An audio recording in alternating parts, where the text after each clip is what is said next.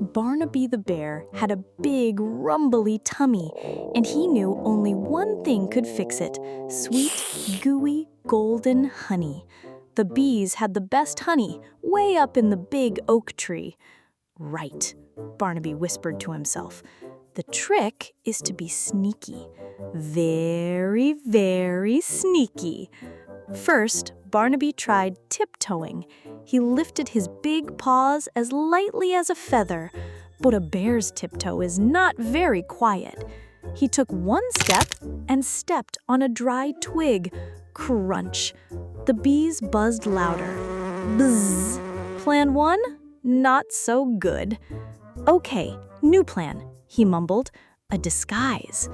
Barnaby hid behind a pile of leafy branches and tried to walk like a bush, but a bear walking like a bush is not very sneaky.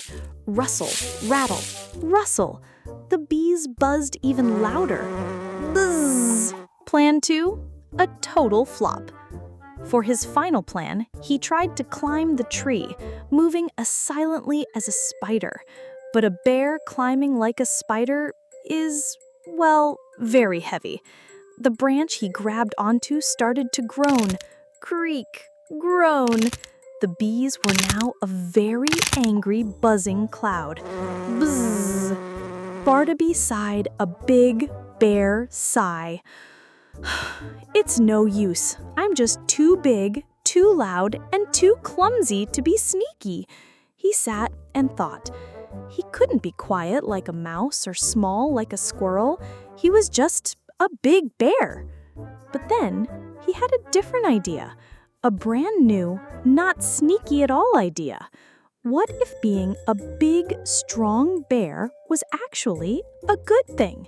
He looked at his big paws, perfect for gathering. He looked at a huge patch of colorful wildflowers the bees loved.